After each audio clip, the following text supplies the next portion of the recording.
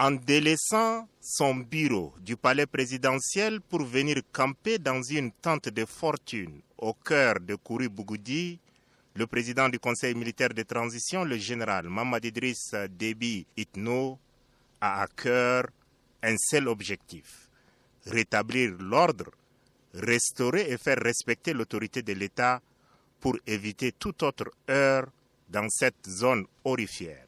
Le chef de l'État a mis les chefs militaires de la zone face à leurs responsabilités avec sur la table le triptyque: une mission, des hommes et des moyens.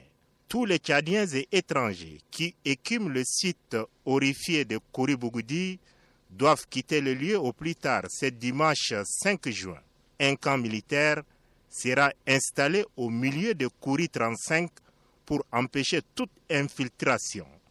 Les chefs militaires du Tibesti, avec à leur tête le ministre de la Défense nationale, sont instruits à cet effet. Une fois le déguerpissement de Kouri-Bougoudi rendu effectif, les agents du ministère des Mines viendront prendre possession des sites pour réglementer leur accès, mais cette fois-ci uniquement aux Tchadiens.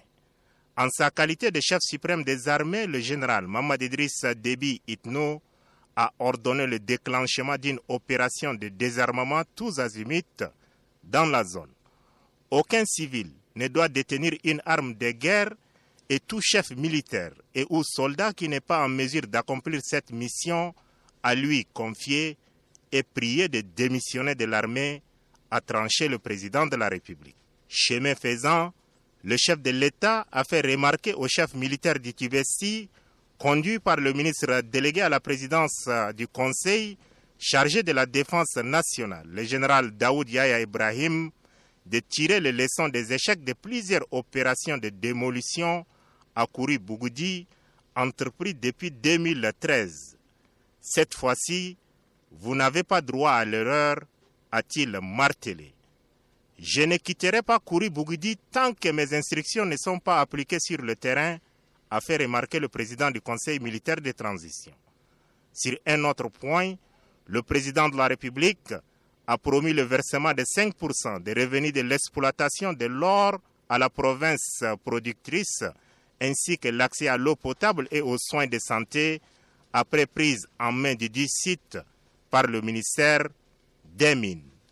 Pour finir, le chef de l'État a félicité le ministre de la Défense, le général Daoud Yahya Ibrahim, le gouverneur de la province du Tibesti, Mohamed Toshi Shide, et le chef d'état-major général des armées, deuxième adjoint, général Toufa Abdoulaye Issa, pour le travail préalable accompli sur le terrain.